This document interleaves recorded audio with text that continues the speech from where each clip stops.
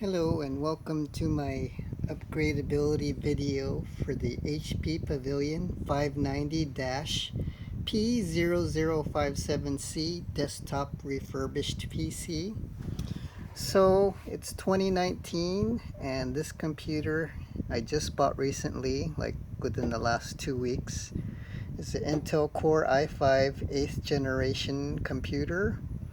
CPU computer. So really there's only two things you can do to upgrade this thing because it already has 16 gigabytes of RAM.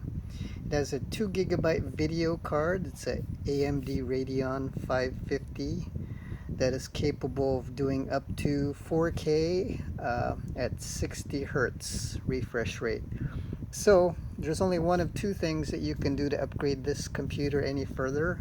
And one, that's install a better video card, or two, which is the better option, is to add an SSD or solid state drive to increase, or I should say decrease, the boot times and shutdown times and increase the overall speed of the operations of the computer. I've been using this for at least the last day now. And just for web browsing, I'd say it's pretty darn fast without having a boot drive. So anyway, the thing I love about this computer is it's toolless to access. So all you need to do on this is to unscrew this with your finger. Just turn it counterclockwise. And it stays with this door, so you can't lose it. And then you just pull this towards you. And it kind of comes off like that. Take that away. And let's see. So this is the video card right here. And let's see. You know what? Okay, so yeah, it's screwed in over here with one screw secured. But anyways, for me, I was thinking the best thing to do would be to put a solid state drive in. That would be the best thing. So you have 4 screws. This one, 2, 3, and 4. 1, 2, 3, 4. All you need is a flathead screwdriver. So unfortunately this part is not toolless. Accessing that. Put those aside in a safe place.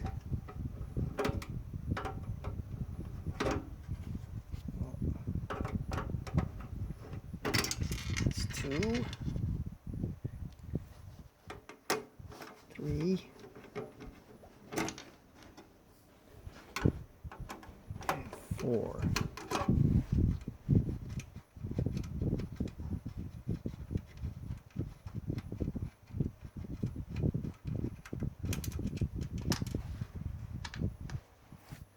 So you need to disconnect the DVD drive. It's got 2 cables. I think this is the data cable and the power cable. All you do is just pull it. Just wiggle it a little bit if you have to. And then you push this part down. Or I push it towards me and you'll see the DVD drive pop out. Take that away. And so then I just kind of lift this up a little bit. There's not a lot of slack because the cables are still connected and they're not very long. So this is the rack that holds the DVD burner and the hard drive. So as it says here, there's 2 slots here. The first one's a 3.5-inch hard disk drive. The second one's a 2.5-inch hard disk drive or optical drive. And then this one has the second 3.5-inch hard disk drive. So if you look over here, you'll see that they provide, let's see, okay, so I think this hard drive is connected via the primary master cable, and then it kind of runs off here into the secondary master. and then the DVD drive is connected by the okay, I think the secondary master, and then there's no secondary slave. So basically you can support another hard drive, but you have to buy a rack or just get a Velcro, or you can replace the optical drive if you don't need it and put your solid state drive here. So as you can see, this right here is my solid state drive that I plan to put in. The smaller one here is the data connection. The larger one is the power connection. So this is the power, and then I need a data. What will I do? Okay, I see it right there in the motherboard. These are the connections for the data, and the third one is right there. So this one's connected to that one's connected to the primary hard drive, or the only hard drive, and then this one's connected to the optical drive, or the DVD burner. And then there's an open one. You just need another data cable. Oops. To plug into here. This little blue connector on the motherboard, and then you can add your hard drive there.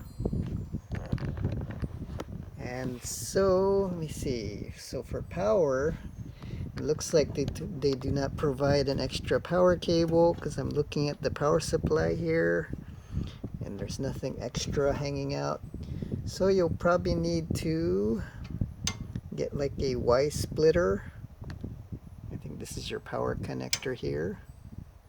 Get like a Y splitter that connects to this and branches off into two. One for the DVD burner and then one for the hard drive.